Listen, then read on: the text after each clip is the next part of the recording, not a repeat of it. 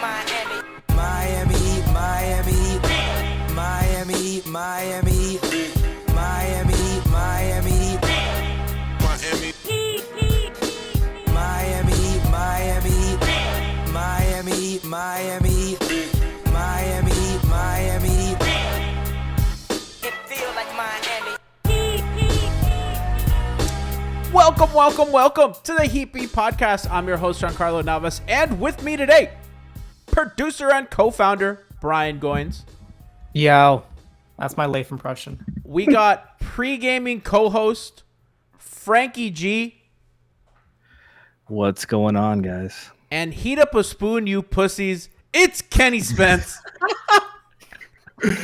Oh man, I don't know if I want that associated with me, but what's going on? I had to. You need to give context on that. Hold on. Franky asked me to do it. That's something that Kenny once said on a Hangover Time episode, and I had to do it to him just once for the bit. I used to be pretty wild, man. Not to say I wasn't wild a couple of days ago either, because I was, but hey, man, it's what it is. Gotta live and learn. You know, we have fun on this show, and that's what it's about. But just a quick laugh. But everybody, welcome to the Heat Beat Podcast. We have a lot to talk about today.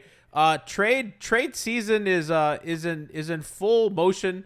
There's lots of stuff going on, lots of deals being made, and I guess let's start at the top. By the way, if you want a full breakdown of a lot of the potential deals that Miami can make, check out our YouTube channel. Brian and I were on Bleacher Report's Heat page yesterday, headlining their coverage for the Miami Heat trade deadline for their stuff. So that was a cool opportunity.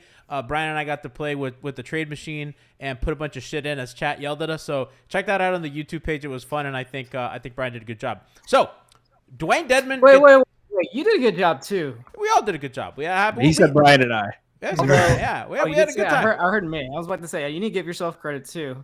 You did mess so with that grateful. one point where you were clicking like the college basketball on Fanspo, so you had to hit the back button. I was yelling at you. That was funny. We could tell stories. And your camera went off too, of course, on the national platform. We had a fun time, but we'll tell stories at the end. Want to get to the meat and bones of what we got today, which is the mechanic, the artist formerly known as the mechanic, Mr. Cease and Desist himself, Dewayne Dedmon, has been traded to the Spurs for cash consideration. So Dedmon and Miami's Brian, is it their 2028 second round pick? 2028 second round pick. The only reason I found that out because I actually didn't see it reported anywhere else besides Bobby Marks. But yeah, it's a 2028 pick. So they actually do. So I don't know. We can get into like what happens with Miami later on, but.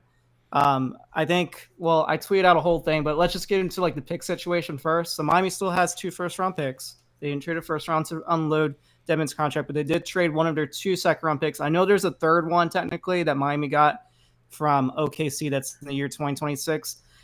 I don't even know if Miami will actually get it. There's like stipulations on that where it can go to the Mavs, it can go to OKC, I think it can go to the Sixers and then Miami. And Miami gets like the worst of those 3 or those 4 teams.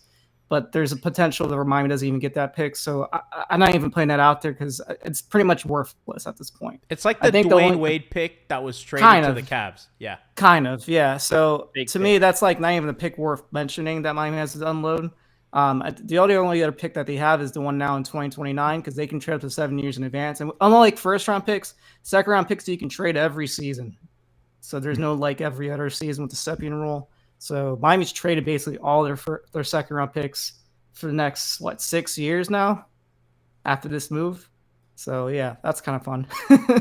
That's fun. So Dedmon goes for cash considerations, and I guess and Brian, I want you to explain this. So I guess what this means is that Miami clears a roster spot because they didn't get a player back, so that's important. They get his contract was like $4.7 million. So they were pretty much right up against the tax. They get a little more breathing room so that they can probably convert Orlando Robinson plus use their mid-level or part of their mid-level exception or their biannual exception to kind of fill out the rest of the team with a buyout guy. That's the possibility if they don't make any other moves. And I think more for Heat fans, they don't want to hear that, but it does give them flexibility to go that direction if they don't make a single other move at the trade deadline.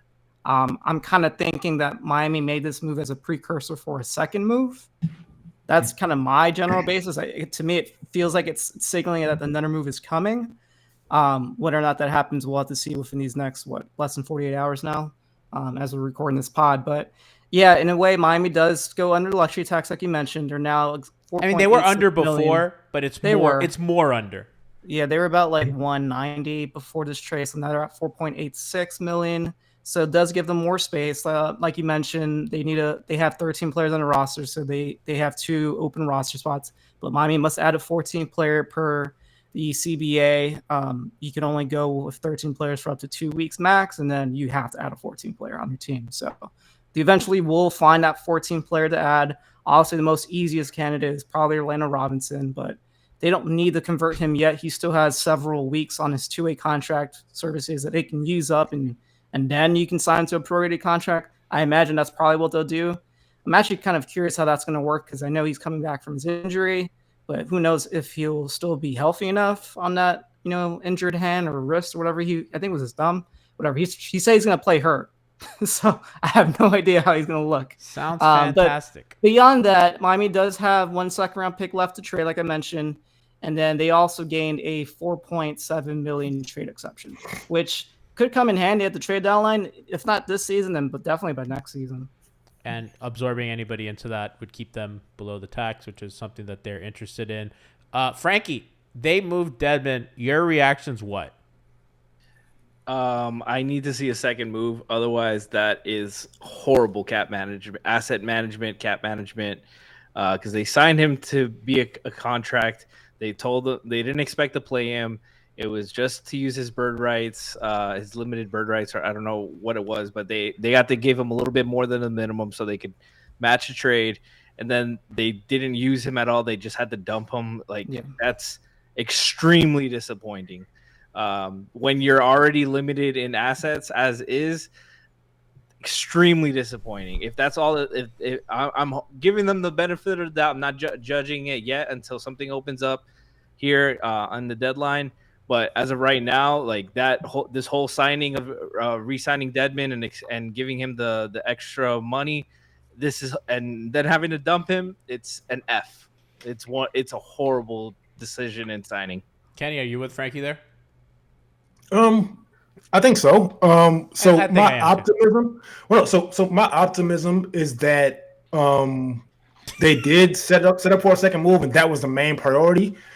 But just me being a Heat fan for as long as I've been a Heat fan, being familiar with Pat Riley and some of the stories, my instinct is telling me it was just a disciplinary move, and the cap space just helps. So hopefully that's not the case. We saw Barry Jackson report that Kyle Lowry is going to sit out the next few games, and we kind of know Barry Jackson is a mouthpiece for the Heat organization.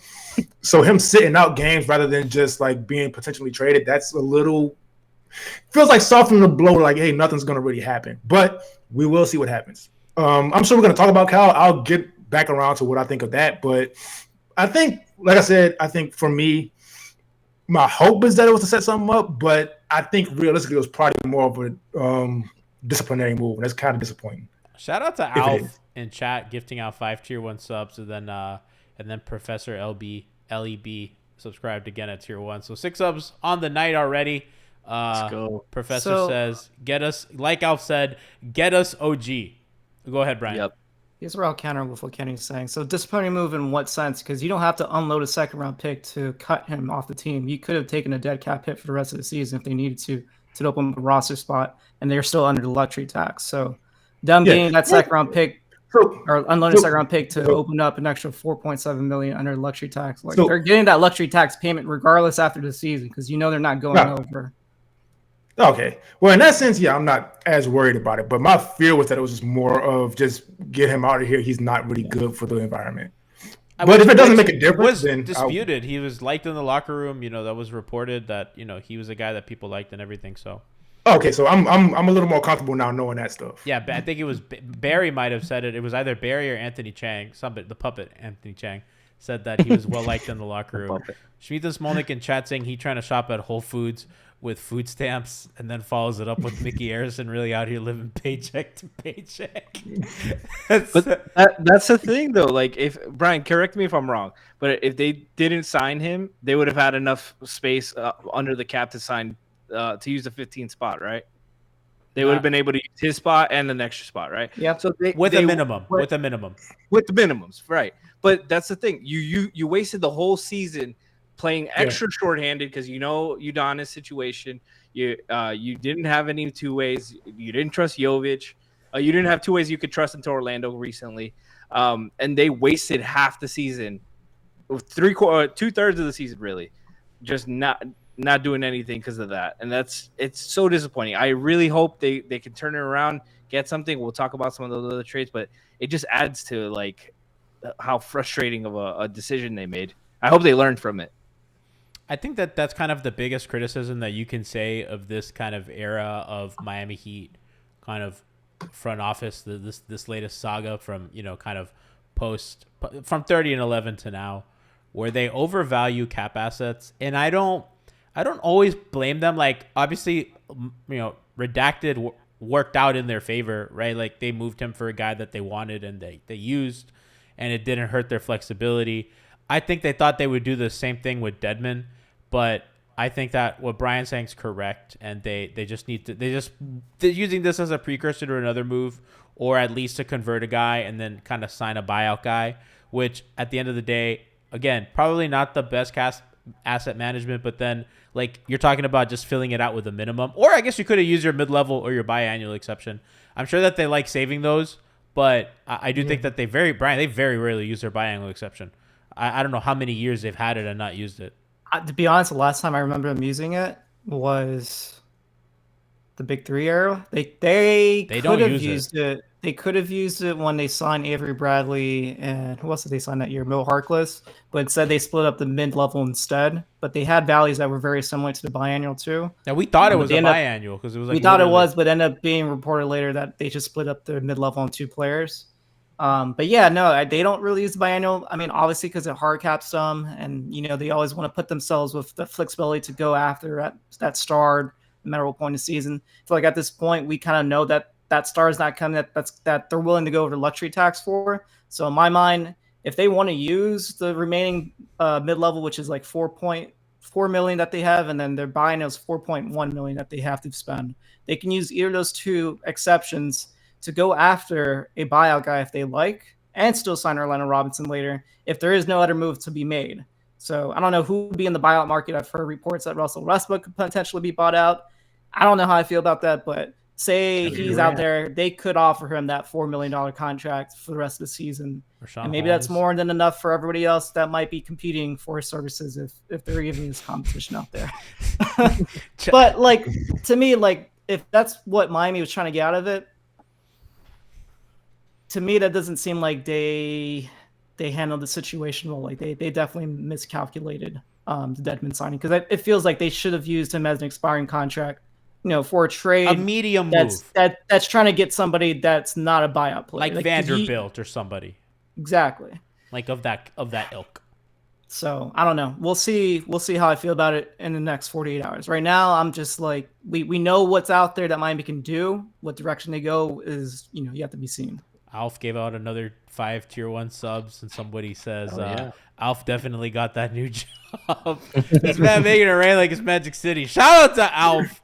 Gotta watch this carnival money Mickey is paying me for my toxic positivity, says Alf in chat. Brian, somebody asked a question in chat that if you guys have cap questions or any kind of trade questions, please feel free to ask. That's what we're doing this for. You got the expert here. Yeah, we have a real expert here. Vico Bueno asked, so trade exception can only be used for making that salary or less, correct? So I guess he's asking, like, how does fitting something into a trade exception work? Trade exception is used only for a player that makes as much as the trade exception or less. You can't go over. You can't combine it with another trade exception, because Miami still has a $1.7 million trade exception from the KZ Okpala trade they made last offseason. So that's still also up to they can use that as well if they like. That expires actually on the deadline for the trade deadline, so this Thursday. The one that they got for this trade for Dedmon is still good a year from today. So they'll have February 7th of 2024 to use that if they like.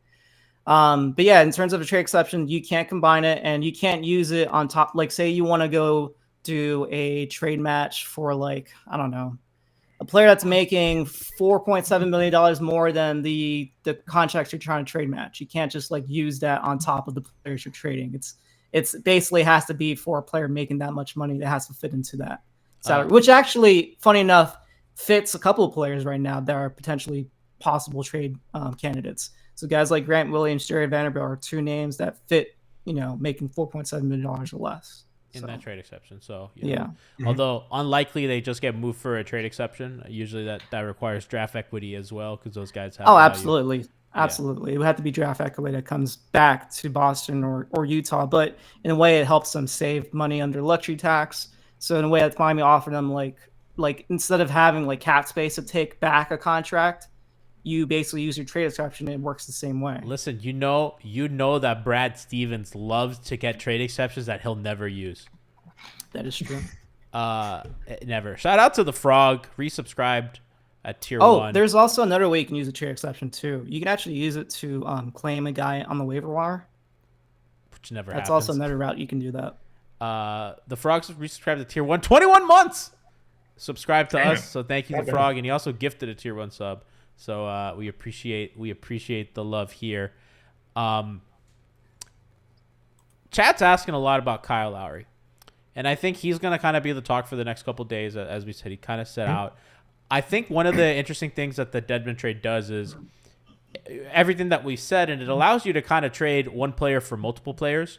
So if you trade Kyle to the Clippers, for example, you can get multiple players back in a way that you couldn't before because you had Dedmon and it just made it more complicated. Now you could do like a 1 for 2 or a 1 for even. Can they do a 1 for 3? I guess no, a 2 for 3.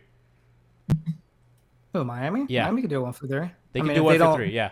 If they don't, obviously you're assuming that they don't. Exceed if you're the assuming they sign Orlando Robinson, then no. But if you think that they'll still keep him on a 2-way and they don't need him for the playoffs, then sure. They may cut like a guy like Highsmith and then just sign Orlando. I don't think so. I don't know. I don't know if they cut Highsmith. That's interesting. So you guys think, yeah, because I guess if you look at one of the package for the Clippers that people floated around that keeps them under the tax and fits nicely, it's like Kennard, what was it? Kennard, Covington, and John Wall, and like that fits, right? And it's like, would you rather have Covington and Kennard or Haywood Highsmith, right? At that point, or Orlando Robinson. Mario Meeks asked, why sign Orlando if Yurt's coming back? Well, because then they would only have 2 centers, and if one of them gets hurt, then we're back to playing Udonis. Yeah, and Yurt's a free agent. Wait. Has anyone mentioned cutting Udonis yet? No Besides way. Nikias? No way they do that. They that's interesting, but no way they do that. Troppy Baby in chat says Powell plus Covington. I don't see the Clippers doing that. At that point, you're getting. Yeah. I think Kyle's too much of a question mark that they're going to give back Powell, who's like legit good and plays for them. Yeah, that's the thing I wanted to say about Kyle is so I can see a trade possibly happening, but I do want to say Kyle's not getting you a player that makes you a contender either, and he hasn't been a player that makes you a contender. There is one. We'll get to him in a second. Yeah, but I just think. As far as Kyle goes, he's just not getting you that. And as far as the Clippers, I think we do have to kind of like set our expectations a little bit because Robert Covington's not really in the Clippers rotation right now. Luke Kennard helps with the shooting for sure. John Wall surprisingly has been even worse than Kyle Lowry this season. I understand the idea of John Wall and wanting him for so long since he was good, but he's real questionable this year. And so I think I don't mind a move being done. I say if you can get something for Kyle right now and teams want him for some reason, take it. But I will say he's not making you a contender by leaving and bringing someone else in. He's just not been good enough to get you that. Couple things. So somebody who I think has their phone number as their chat name, I'd probably change that. Ask why not Marcus Morris. That's probably a gag, which is funny. But so if that's a joke, that's funny. If not, haha. But he's like, why not Marcus Morris? He's another. I think that in a move like that, you're taking, Kennard is probably like the guy that plays that you get as like the centerpiece, quote unquote. And then Covington, who's been out of their rotation for a while, and Wall, who's, whatever, bad point guard for bad point guard swap. And that kind of leads me into Vico Bueno's question. What do you guys think about the knee soreness and announcement leak? And I'll start with this. And I don't remember if I tweeted this or I just put this on our group chat. Has that looked like a healthy guy to you the last month? Like, does that guy look healthy to you? And I know that he hasn't been like great this season, but this has certainly been a huge like departure from what he's been, to the point that even I am saying, yeah, he probably shouldn't play these fourth quarters because he looks bad. And I do think some of that's health. A knee thing makes sense to me. Obviously, I'm not a doctor, but you know, they were thin, so I mean, they were trying to get some. They were winning games, by the way, and I think kind of sitting him. I mean, he sat a couple games here and there, but I think in general they were winning games. He was out there trying, giving them what he could. So it makes sense to me that, you know, he was hurt. He did carry a huge load for them in the beginning of the season in November, as Frog points out in chat. I don't know. That's not going to stop a trade. You know what I mean? Yeah, like, and so also, I do want to point out too, to your point, and because that may be seen as an excuse, you making an excuse for Kyle Lowry. Wow, what a surprise! But Kyle has been icing his knees on the bench for like 3-4 weeks now. Like when he sits down in the first quarter or whenever it is. That happens. He does have ice. He has had ice on his knees for a couple weeks now, maybe 3-4 weeks actually. So the soreness it's not fake. And they're trying to. I'm sure that they're shopping him. So it's like, if you have a fucked up knee and you could play through it, they're probably like, hey, listen, we're trying to see if we move you. Sit for a couple. You're not feeling well. Hey, sit for a bit. You know, they're not just gonna fucking trade Kyle without telling him. I don't think that's how they do business anymore. This is not the Pat Riley Shaq thing. So I'm pretty sure that everybody knows. If we know what's going on, they know what's going on. And what I'm willing to say is, hey, listen, we don't want you to hurt your knee anymore. It's okay. You could sit. It's just the Pacers. And then, you know, we have a nice break. And then what do they play? Like Houston, a bunch of bad teams. And then we have All-Star break. So I wouldn't worry about it. I think Denver's the only good team that they play, and that's at home. So I don't know. I wouldn't look too much into it. I will say, like, how upset would Heat fans be if, like, Miami does find a trade for Lowry, and then he goes through the physical process, and then, like, he can't pass that physical because of the knee? That would be so fucking funny.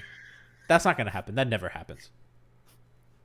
That happened to Tyson Chandler, and that's why he went to Dallas. Yeah, that's true. I forgot about that. And that's why it was a spiral effect, as the Heat lost the. Oh yeah, Bol. It happened to Bol too. Who did he get traded to, and then they had to deny it? Tyson. No, Bol. Oh, who did they? I What? have to look that up. What was the question, Kenny? Yeah. Who he got traded to that he couldn't go to because he felt the. Oh, the Celtics. I'm glad that didn't happen. I'm so glad that didn't happen. I would have hated to see him over there. People are asking, so Jordan won the best asked, maybe you guys answered already, but does Duncan survive another trade deadline? Probably. It looks like it. I think ideally you'd want to trade him with Kyle to maybe like Toronto and get like Gary Trent and Anunoby and something, but that just never mind. It was the Pistons. Oh, yeah, it's fine. So you're wrong tall guy, Brian. They had Taco Fall, the Celtics. Yeah. No, the Celtics had Bol. They traded him to the Magic. I think at some point he was on the Pistons. Well, he was supposed to get traded to Pistons from Denver, and the Pistons medical staff voided it because he didn't pass his physical. Then he got traded to the Celtics, and the Celtics quickly traded him to the Magic. Professor in chat says Monte Eunice from the Rockets to the Nets also failed because of the physical. So we never know. Anything's right. In the words of Kevin Garnett, anything's possible. But knock on wood that doesn't happen, right? And way back in the day, Matt Geiger fell on the physical, stopped Allen Iverson from getting. No, he stopped Allen Iverson from getting traded to the Pistons. That's a funny name. Kenny, you might think this is funny. When they played the Knicks and I saw they showed Latrell Sprewell on the sideline. What's your first Latrell Sprewell thought? Because I only have one. Oh no, I gotta be honest, man. Like this, Heatbeat's not the platform to really go into It's not really to go into like my love for old basketball, but I'm a huge fan of Latrell Sprewell, so I can't really like my stuff's all positive. Name your favorite Charlotte Bobcat. Mine is favorite Charlotte Bobcat is Gerald Wallace. Wow. Oh, that's a name crash. Okafor. I remember Latrell Sprewell choking PJ Carlissimo. And that's what I think of too. just think that's so funny. I just think this old man is getting fucking choked by Charles Sprewell, and I just imagine his hands flailing like hell. I don't remember if Durant was on that team or whatever, but That's funny, bro. I'm sorry. That's hilarious. Chat Frog says Josh McBoberts, Bobcats legend. Bob's. Bob's. Steven Jackson. I thought that'd be Kenny's for sure. Al Jefferson's, yeah. Timothy Buckets. Who's the point Somebody guard was that they tweeting had? about Al Jefferson today. That guy gave the Big Three Heat fits. They would win all those games, but he's the Denzel meme. I'm coming home with something, and that something was 30 and 15. I think it was Eric the Great, who's always in our chat, reminded me that game LeBron had 61. Al Jefferson had 38 and 19. I watched 38 and 19 on 18 for 24 from the field. Gee, Gross. we watched that game together with your mom in your living room. Oh, that's true. Yeah, I do remember. You had the mask, right? Yep. Let me tell you something. My mom calls She's me. hilarious. She calls me the other day, and she goes, "Hey, have they traded Chunky yet?" And I'm pretty sure you can imagine who Chunky is. My mom's a troll. She's the worst. We need you to read your mom's heat takes on we got to do something. live. That'd be funny. I was in therapy, and I was telling my therapist about just the whole Kyle Lowry trade thing. Like, I was like, man, people are just so angry at this guy, and Twitter's been so toxic. And she goes, "Who's Kyle Lowry?" And I go, "Oh, he's a player on the Heat." She goes, "Oh, doesn't he suck?" And I was like, I can't even escape it. This is my safe space. Yeah, that'd be the name of the pod.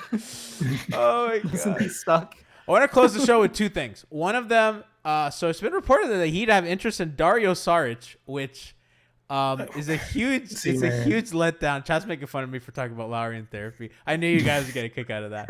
I'm out on. I don't want Saric. I'm sorry. Is he even playing? I don't even know what the move would be. I don't know, man. Probably just his salary's not very big. I mean, maybe you could move the trade. He's a good passer. Spo would like him. This feels like This feels like Bellin. This Based feels off like Belly Hold all on. over again. He's shooting 39% from three. We're back, baby. Wait, how many attempts? That's important. 1.9. This is fucking In 15 minutes. Balencia all Oh, over that's not again. bad. Man. For I'm telling 36, it's almost 5. We were like, Bielitsa could handle, he could shoot a little bit, and he just came over here and just did nothing. He was awesome and then on the complained after he Warriors. left. Yeah, like, man. Okay, Dario Saric makes $9.2 million. Miami doesn't have the contract. I don't think they can do that. What's that? Now that Dedmon's gone, they don't got the contract. What's the British guy? You don't have the facilities for that, big man. Yeah, we don't have the facilities for that. Like, Yeah, we can't afford Dario Saric. People are gonna be mad on Thursday. they can if like you give Caleb and like fucking 3 minimum. Yeah, like, but are you doing that? the assets Miami would trade for that, like there's no way Miami would make that. Maybe trade. be like, hey, Depot, you want to be a son? Win a ship. Because Oladipo, by the way, has a no trade clause because when you sign a 1-and-1, a 1+ player option, it's automatically included, just like Myers Leonard. But a lot of times, like with Myers, it was kind of a wink. We gave you that contract, so if we trade you, you'll say yes. We basically give you a big payday to trade because nobody's gonna give you this money. So I mean, I guess that's how we feel about Dario Saric. Chat saying Saric and Torrey Craig for Duncan works. Yeah, I'm sure it does.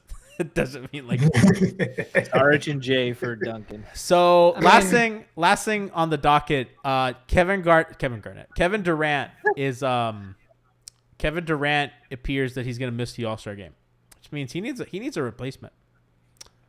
And I have a question for my wonderful panel here. There's no way Jimmy says yes, right? Jimmy declines. Jimmy's in Absolutely not. Jimmy's in He's not vacation going mode. Yeah, Kenny's like, no way. He already paid for his trip, and there's no refund on it. So yeah, he's going on trip. Yeah. Remember that one year he just sat out, even though he was there.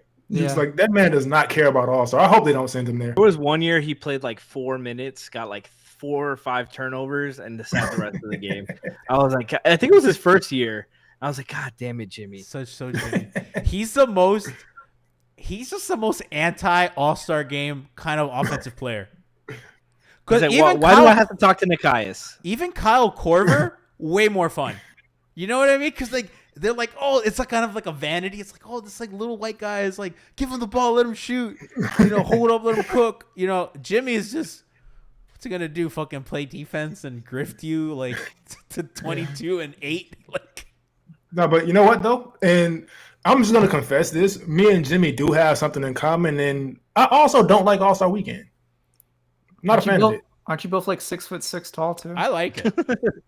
Jimmy's a little taller than me, but I don't know. It's just I just don't. I don't know. For me personally, all the dunk contest is dead. First of all, I don't want to see that anymore. 3-point contest is fun. Sure. The game itself, Sharp should be fun. I like All-Star. I like watching that. Shannon Sharp. Oh, Shaden Sharp. I was about to say Shannon Sharp. Yeah, I don't know, man. Correctly, we got Mac McClung in the dunk contest this year. I don't want to watch this. It's fun. It's fun. It was fun when Chris Bosh was winning that one event. Yeah, what was it? The Shooting Stars. Shooting Stars. Yeah, I've come to an understanding that All-Star Weekend is not for diehard basketball fans who like want to see stuff happen. It's just for people who it's for casual fans. And that's fine. It has its place, but I probably won't be watching. I hear the parties are good, like in the city. In Utah. Well, no, in Utah, no. But like if they do it in it's Miami, gonna be crazy in Utah. There's nothing to do. There's gonna be all kinds of illegal shit happening. Imagine the debauchery here if they do an All-Star Weekend. That's dangerous. NBA needs to add a 1-versus-1. That would be cool. They did. That's a great idea. Didn't they try adding like a horse contest? Nobody would do that. Failed. There's just too much. I think they did. Kenny, there's too much on the line for a 1-versus-1. Yeah. Nobody would do it. You can't be Cowards. the dude. Yeah. Like I love Kenny's tweet about when LeBron, during the Dwight Nate Robinson dunk contest, LeBron's like, LeBron James will be in the dunk contest next year, and Kenny's like, Kenny, what did you say? Well, no, I noticed this years ago. Like because when I was 16, I think watching that, I was like, oh man, LeBron's gonna be in the dunk contest. But now I see as an adult who's been drunk before, like he was just drunk. You could like the way he said. This year, the giveaway. He said, "I'm preliminary entering my preliminary is not a word in preliminary, and preliminary doesn't go there. So it's like, all right, he's definitely drunk saying that. And so I think people wouldn't hold him to the standard of like he lied to us if they understood All-Star Weekend is All-Star Weekend. He wasn't participating Saturday night. LeBron is, we see now, a wine connoisseur. He was drunk. I don't know, man. Kenny, I'm looking up Merriam-Webster. Preliminary is a word. It's a noun. No, preliminary is a word. Preliminary is not. Oh, okay. That's me trying to preliminary better be what the Heat did with that Dedmon trade. That has to be a preliminary move for something. Yeah, and preliminary doesn't go there. You don't say I'm preliminary entering my name into it's not a thing. Somebody clip this, please. Rance Provera says I'd be down for an East versus West dodgeball game. That would be fun. I'm in on dodgeball. Bro. Dodgeball? Don't give John Morant the chance to harm nobody. Did you see that they put 8 Mile to John Morant? I was like, that's disrespectful. Oh God. I was like, oh no. I was like, this man went to team private in the NBA. school and had the nuclear family, and they're making fun of him for that. It is funny. Is this the most hated team in the NBA? Huh? Probably not. Right? Yes, they are. To me, but they are. It's their own fault. They're That's annoying. what he thinks. Dylan Brooks doesn't. Yeah, listen, anywhere that Dylan Brooks is, no one's gonna like you. It's just a rule of thumb. They're for sure the most hated, but it's absolutely their fault. I saw somebody say, I don't know who tweeted this, but they're like, the Grizzlies are kind of like the Warriors, in which they kind of want to be badass, but you can't be badass when all you do is whine. Yeah. Hold on. Somebody in chat goes, his real name's Clarence. So I was curious, and I looked up John Morant's real name. It's Demetrius. Yeah. What? Demetrius Jamel Morant. It was like when I found out Young Jeezy's name was Jay Jenkins. I was like, this guy, no way. I go, no, I refuse. I want to unlearn that. I also found out recently that Javon Carter's real name is Leroy. I was just like, all right, well, I can't look at him he's Leroy to me. Does that beat Jay Jenkins? Jay Jenkins. Yeah, Leroy's a crazy name to have. Huh? It's a crazy name, man. Leroy automatically makes you 35. Yeah, 100%. When I was a teenager, and I found out 50. He's only bald because his name is Leroy. That's it. I think 50's name's kind of lame too. And your name is Curtis. Yeah, Curtis. I mean, Jackson's a cool last name, but Curtis. I don't know. Jackson is a little too common to be cool. Everybody's last name is Jackson. I think it's cool. It connotes what he gave off. Yeah. It connotes what Many Men was about. Curtis, let me see if 50 Cent has a middle name. Banger, by the way. Many Men. I'm a game guy, though. Oh, yeah. Shout out to Leroy and Tobin, Mario Meeks. And yeah, guys, so that's really been not much else to report. We're on OG watch. We're on Fred VanVleet watch. We're on Kevin Can we talk Durant about watch. that? let Brian talk about how that's possible. Really quick, We did yesterday. 50 Cent's middle name is James. So Curtis James Jackson. Curtis I don't know. Jimmy Jackson. Yeah, I don't know That's about funnier. that. CJJ. Yeah. No, Yeah. so what Frankie just said, if you want to know how a Heat OG Anunoby trade's possible, Brian and I get into it on our Bleacher Report special. So it's on the pod feed. If you want a visual guide where we kind of move things like Bobby Marks, it's on YouTube. Check it out, Miami Heat Beat YouTube page. Hangover time is tomorrow. The return of pre-gaming with Kenny and Frankie is tomorrow as well. Heat Pacers, we got you covered. Lord knows what Brass has planned for Dedmon. You know something. You know Brass cooking up something. I saw Dedmon's earlier. garbage. Schmeeth and Smolnik said that, the Spurs also sent a new thermogun. Did you guys see the Heat account? I know that this that was messy. The Heat account tweeted Tyler Hero with the thermogun, and I'm like, I don't know how on purpose this was. It had to have been on purpose. That's like such a random, that was on purpose. Odd of today of all days. Especially admin has a history of being messy. Like they knew. I like admin. I like it. That's my favorite admin is Danny Martinez, the Heat Twitter legend. But after Danny, I think this is my favorite admin. Danny's one of us, man. Danny's one of us. I hope you guys enjoyed the show. We will be back tomorrow for your game day coverage. And then on Thursday, we'll bring you live and post-trade reaction stuff. Make sure to follow us at MIAHeatBeat. And more than anything, follow at by Brian Goins, as Brian's going to tweet out kind of cap updates. And we'll retweet it from the HeatBeat account. Follow me at Navas103, Kenny at Kenny Spence NBA, and Frankie at FrankieG_. It'll all be in the description of this podcast. We love you guys. Infinite possibilities, OG possibilities, and we will see you tomorrow.